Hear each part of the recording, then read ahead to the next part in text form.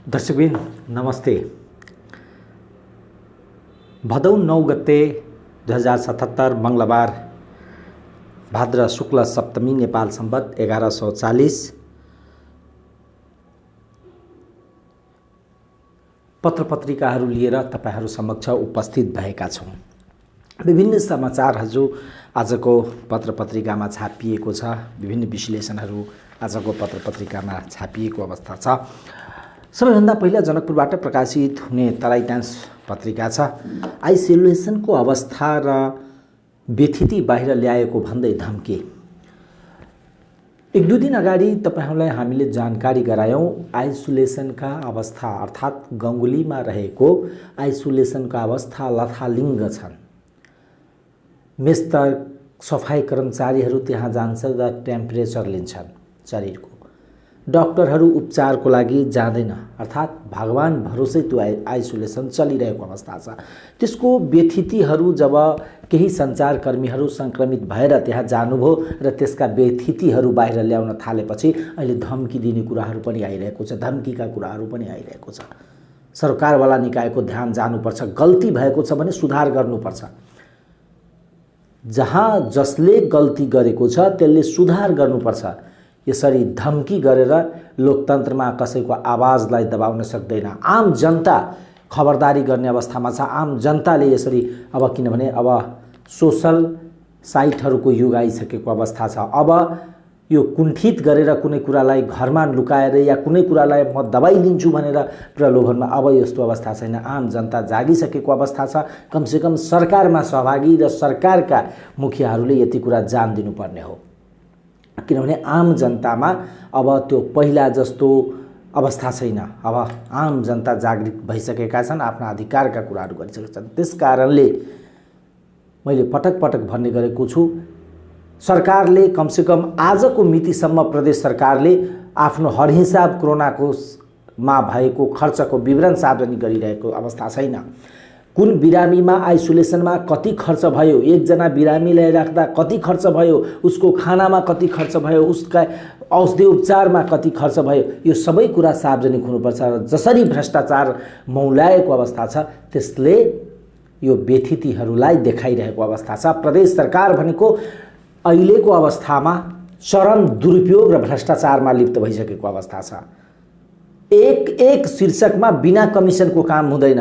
Ventilator खरिद गर्ने कुरा छोडिदिनुहोस्। आज बिरामी मर्ने अवस्था किन आयो? किनभने जहाँ पनि कमिसन खोज्ने यो कमिसन तन्त्रमा फस्टाउनेहरूको कारणले आज समस्या भइरहेको अवस्था छ। एक अनुसन्धान गर्दै एउटा खर्चको विवरणको अनुसन्धान गर्दै जाने हो भने त्यहाँ भ्रष्टाचारका चाङै देखिन्छ। भ्रष्टाचारमा लिप्त रहेको प्रदेश सरकार मानव यो सबै ठाउँमा भनेको सेटिङको व्यापार भइरहेको अवस्था छ। विपक्षी दल भनेको पनि सेटिङ चाहियो, उसलाई पनि भागीदारी चाहियो, योजना चाहियो। अहिले त्यसैको लागि तिनीहरू पनि धाइरहेको छन्। यो कोरोनामा हामीलाई पनि केही भएन दिइहाल्नुहोस् भनेर अहिले डेमोक्रेसी स्कुल अफ नाममा धरना ज्ञापन पत्र बुझाइरहेको अवस्था छ। यसरी निर्लज्जताका साथ जहाँ प्रजातन्त्रको विकासको कुरा गर्दैछन् यो देशमा, किनभने हिजोसम्म जनताले काठमाडौँ धेरै टाढा थियो आम जनताको लागि, तर जनकपुर टाढा छैन। जनकपुर आएर उनीहरूले व्यथितिहरू हेरिरहेको अवस्था छन् र जब तिनीहरूले आफ्ना कुरा राख्छन् अनि ती खानेहरू अर्थात् ती भागीदारी खानेहरूलाई आज सबभन्दा चित्त दुखेको अवस्था छ। एउटाको छानबिन हुनुपर्छ र जसले यो महामारी र यो सङ्कटकालको अवस्थामा लुट मचाइरहेको छन् कमसेकम तिनीहरूमाथि कारबाही हुनुपर्छ। यो भनेको मानवता विरुद्धको अपराध हो। यस्तो महामारीको अवस्थामा भ्रष्टाचार गर्नु भनेको मानवता विरुद्धको अपराध हो। त्यसमा कडा सजाय मानवता विरुद्धको अपराधमा चलाउनुपर्छ। भ्रष्टाचार मात्र रोकिन सकिँदैन। पत्रपत्रिकातर्फको मैले भने आइसोलेसनको अवस्था व्यथिति ल्याएको धम्कीको विषयमा तराई टाइम्सले समाचार छापेको छ। प्रदेश नम्बर 2 को सरकारले स्थापना गरेको आइसोलेसनको अवस्था र व्यथिति बाहिर ल्याएको भन्दै सेनाका एक जवानले सरसफाई कर्मी मार्फत कोरोना सङ्क्रमित सञ्चारकर्मीलाई ज्यान मार्ने धम्की दिएका छन्। नेपाली सेनाका केही जवानले आइसोलेसन कक्षभित्र व्यथिति सामाजिक सञ्जाल बाहिर ल्याएपछि सरसफाई कर्मी मार्फत धम्की दिएका हुन्। पीडित सञ्चारकर्मीले भने सरसफाई कर्मचारीले हामीलाई आइसोलेसनभित्रको कुरा बाहिर ल्याएर सेनाले मार्ने धम्की दिएको सुनाए। त्यसैगरी कोरोनाबाट देशभर सोमबार 8 जनाको मृत्यु भएको समाचार छ। नेपालमा सोमबार कोरोना भाइरसबाट देशभरका सोमबार थप 8 जनाको मृत्यु भएको छ। यसैगरी थप 743 जना कोरोना संक्रमित थपिएका छन्। यो सँगै देशभर संक्रमणको पुष्टि हुनेको कुल संख्या 32,678 पुगेको तराई टाइम्सको समाचार छ। त्यसैगरी 150 डाक्टरले दिए सामूहिक राजीनामा। सामूहिक रूपमा वीरगञ्जका विभिन्न निजी अस्पतालमा कार्यरत एमबीबीएस डाक्टरहरूले राजीनामा दिएको घोषणा गरेका छन्। उनीहरू जीवन बिमा गर्नुपर्ने, पीपीई लगायतका स्वास्थ्य सामग्री प्रदान गर्नुपर्ने, तलब बढाउनुपर्ने लगायतका माग राख्दै 1 हप्ते अल्टिमेटम दिएर उनीहरू माग पुरा नभएपछि मङ्गलबारबाट काममा नजाने घोषणासहित सामूहिक राजीनामा दिएका हुन्। यस्तो अहिलेको यो अवस्थामा, अहिलेको यो सङ्क्रमणकालीन अवस्थामा, अहिलेको यो विथितिको अवस्थामा या अहिलेको जुन समस्या छ त्यसमा यदि चिकित्सकहरूले राजीनामा दिन्छ भने दुःखद अवस्था हो। सरकारले इमिडिएट या सरकारवाला निकायले इमिडिएट यो विषयमा छिनोफानो गर्नुपर्छ। जनकपुर टुडेले आज लेखेको छ, जसपामा जिम्मेवारी बाँडफाँड ढिलाइ, पूर्व राजपामा समस्या। समाजवादी पार्टी र राष्ट्रिय जनता पार्टी बीच एकीकरण हुँदा भएको सहमति अनुसार जनता समाजवादी पार्टी जसपामा पदाधिकारी चयनमा ढिलाइ भएको छ। दुवै दलबीच भएको पूर्व सहमति अनुसार तात्कालीन समाजवादी पार्टीमा रहेका पदाधिकारी अनुसार नै त्यो संख्यामा राजपाबाट पनि पदाधिकारी राखिनेछ।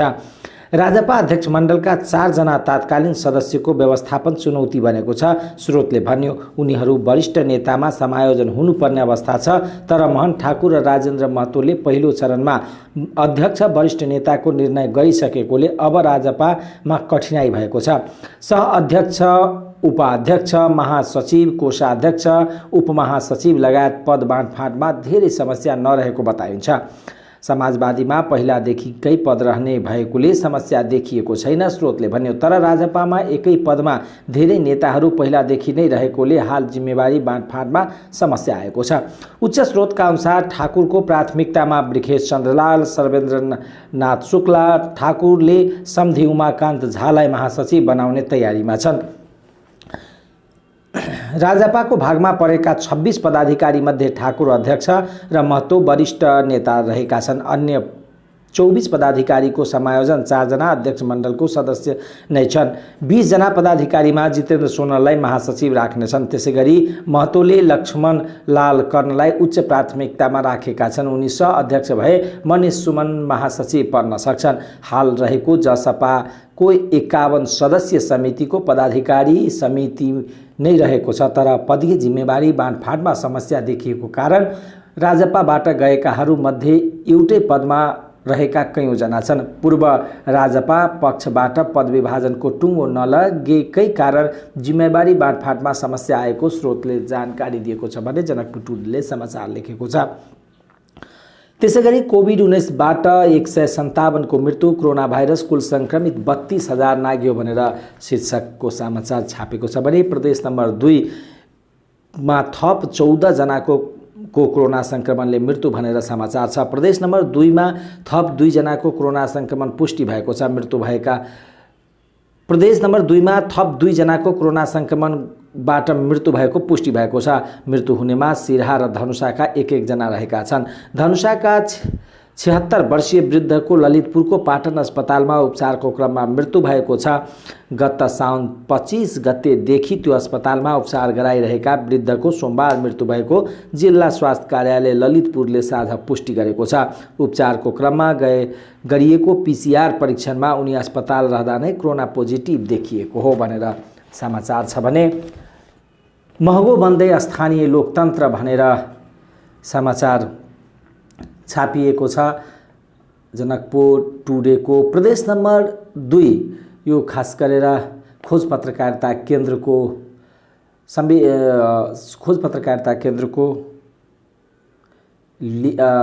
खोज अनुसन्धानमूलक एउटा रिपोर्ट छ, त्यसैलाई छापिएको छ। संविधानले सुविधा नदिएको भने सर्वोच्च अदालतले पारिश्रमिक लिन बन्देज गरेपछि 7वटै प्रदेश सरकारले स्थानीय तहका जनप्रतिनिधिलाई पारिश्रमिक नभनी 7 देखि 14 थरीका सुविधा दिने कानुन पास गरेका छन्। प्रदेश कानुनले तोकेको विभिन्न शीर्षकका यी सुविधा राज्य कोषमा वर्षमा 8 अर्ब व्यवहार थपिनेछ। विज्ञहरूले यसले घर दैलो लोकतन्त्रलाई असाध्यै महँगो बनाउने र संघीय प्रणालीलाई नै बदनाम गराउने जोखिम बढेको बताउँछन्। अर्थात् स्थानीय तहलाई जसरी संविधानमा तलबको व्यवस्था छैन, तलब दिने कानुन बनाइएको थियो प्रदेश नम्बर 2 लगायतका विभिन्न प्रदेशमा, त्यसलाई सर्वोच्च अदालतले खारिज गर्यो। सर्वोच्च अदालतले खारिज गरिसकेपछि अहिले विभिन्न शीर्षकमा तिनीहरूलाई सुविधा दिएको छ। प्रदेश नम्बर 2 को कुरा गर्ने हो भने प्रदेश नम्बर 2 ले 23 असार 77 मा पारित गरेको छ स्थानीय तह पदाधिकारी तथा सदस्यले पाउने सुविधा सम्बन्धी कानुन। त्यसमा इन्धन, मोबिल, यातायात, पत्रपत्रिका, इन्टरनेट, टेलिफोन, मोबाइल रिचार्ज, अतिथि सत्कार शीर्षकमा सुविधाको व्यवस्था छ। त्यसबाहेक अनुगमन भत्ता, चाडपर्व खर्च, बैठक भत्ता, दैनिक भ्रमण भत्ता, विदेश भ्रमण गर्दा दैनिक भत्ता, यात्रा बीमा शुल्क 12 थरीको सुविधा तोकिएको छ। प्रदेश 2 सरकारले त खुलेर नै सर्वोच्च अदालतको फैसलाको कारण यस्तो कानुन बनाउनु परेको बताएका छन्। मुख्यमन्त्री लालबाबु राउत भन्छन् सर्वोच्चको अनुसार 1 महानगरपालिका, 3 उपमहानगरपालिका, 73 नगरपालिका र 59 गाउँपालिका र 1271 वाडाका 6618 स्थानीय जनप्रतिनिधिको मासिक 16 करोड 35 लाख रुपियाँ पाउँछन्। सबैभन्दा धेरै नगरपालिकामा 10 करोड 31 लाख, गाउँपालिकामा 4 करोड 45 लाख, उपमहानगरपालिकामा 83 लाख, महानगरपालिकामा 38 लाख र जिल्ला समन्वय समितिमा 36 लाख खर्च हुन्छ। यस्तो छ हाम्रो स्थानीय तहको लोकतन्त्र। अब यस्तो हुनेछ र यसरी सुविधा स्थानीय तहका पदाधिकारीले पाउँछन् र यस्तो अवस्था छ। त्यसैगरी जनवादी राज्यको खाँचो भनेर रोशन जनकपुरीको आलेख जनकपुर टुडेमा छापिएको छ। राष्ट्रवादको नाममा सकिन पहाडियावाद र क्षेत्रीय शोषणको नाममा मधेसी अति जातीय क्षेत्रीय शोषणका नारा लगाउनेहरू राज्यको अवसरमाथि कब्जा गर्ने बेला पहाडिया मधेसिया छुट्याउँदैनन्। जाति र धर्मको रूपलाई जे सुकै रहे पनि आर्थिक असमानता र वर्गीय शोषणको स्तरमा सबै समान देखिन्छ। यद्यपि राजसत्ता कब्जा गरेको समुदाय वा वर्गले अन्य सुविधामाथि विविध निहुमा शोषण गर्छ र यसकारण जाति, धर्म, क्षेत्रीय अन्य कुनै पनि विविध रूपमा देखिने शोषणहरू पनि अन्ततः वर्गीय शोषणकै रूप हुन् भनेर जनवादी राज्यको खाँचो भनेर रोशन जनकपुरीको आलेख छ। सम्पादकीयमा लकडाउनमा अपराध बढ्यो भनेर जनकपुर टुडेले लेखेको छ।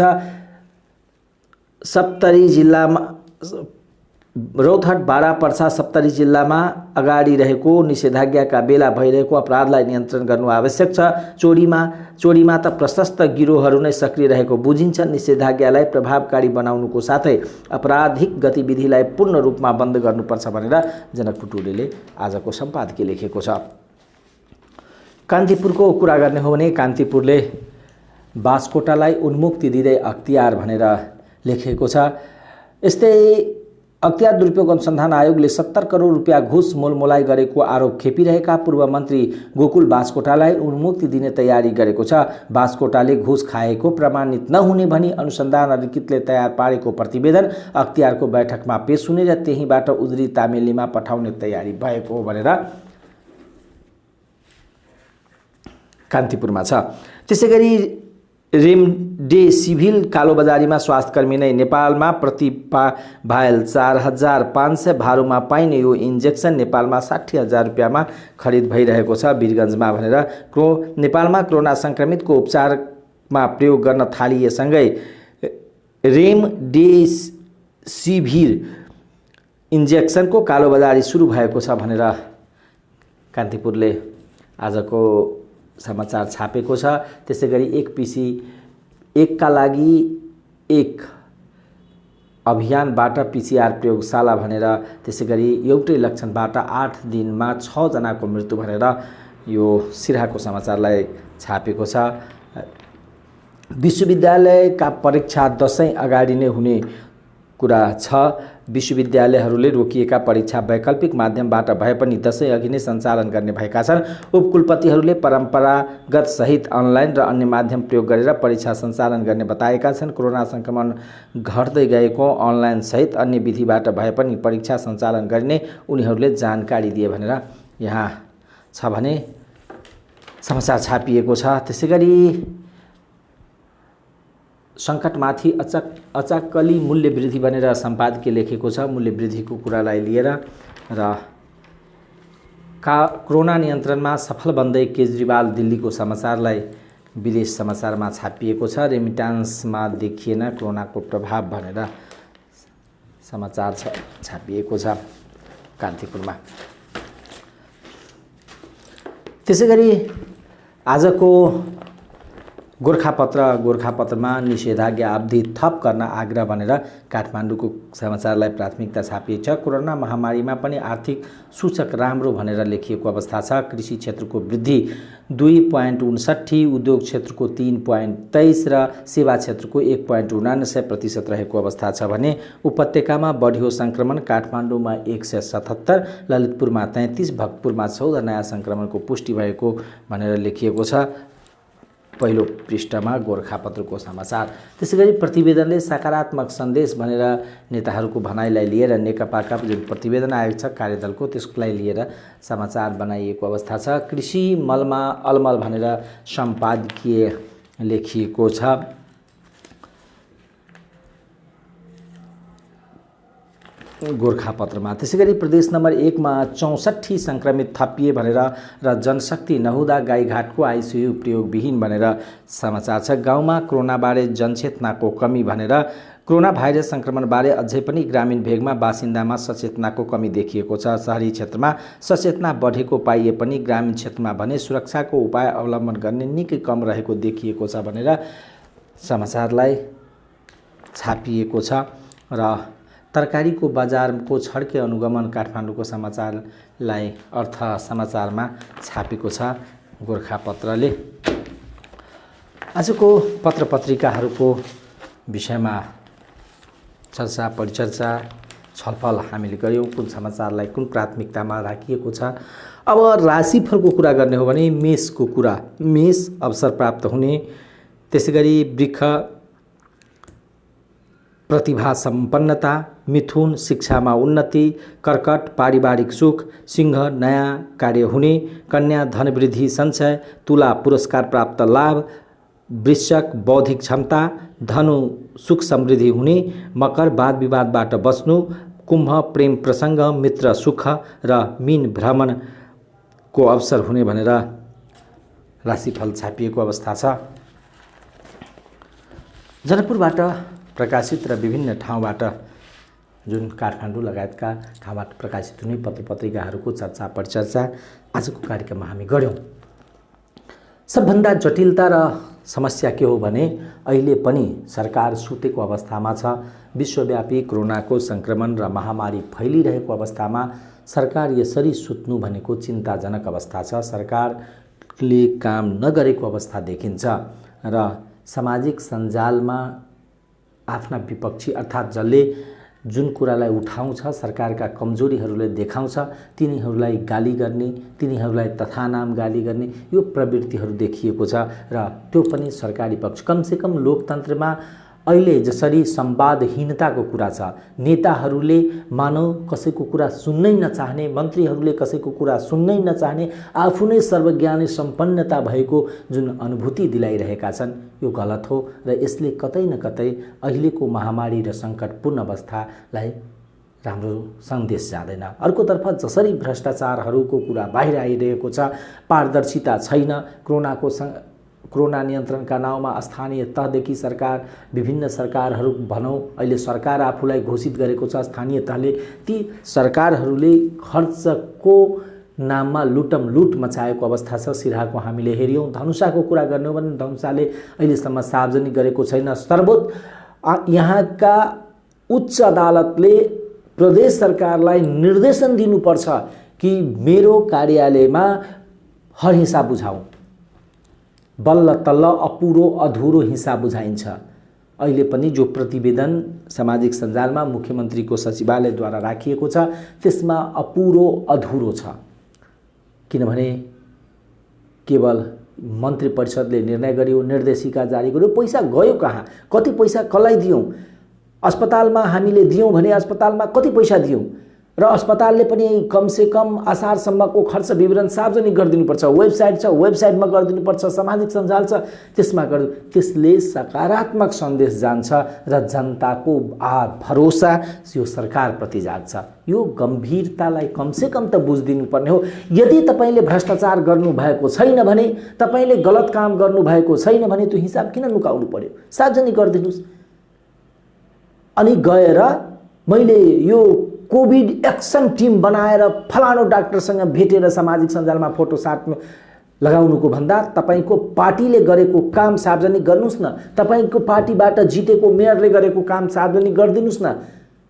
हिम्मत हुनु पर्यो र यो हिम्मतको अभाव छ र यसरी हाम्रो सरकार जुन हामीले भन्यो सिंहदरबार गाउँ घरमा पुगिसक्यो। सिंहदरबार गाउँ घरमा होइन, जनताले जुन गरिब निमुखा जनता थिए ती गरिब निमुखा जनतालाई जसरी काठमाडौँ सेवा लिनको निमित्त कठिनाई भइरहेको थियो, आज गाउँ घरमा आइसकेको अवस्थामा पनि यो सिंहदरबार गाउँ गाउँमा आइसके पनि तिनीहरू पदाधिकारीलाई जसरी हामी पालिरहेका छौँ, खर्च दिइरहेका छौँ, त्यसकारणले त्यो महँगो भएको छ र यो महँगोलाई कसरी सस्तोमा रूपान्तरण गर्ने, लोकतन्त्रलाई कसरी अनुभूति गर्ने, यसतर्फ काम गर्नुपर्छ।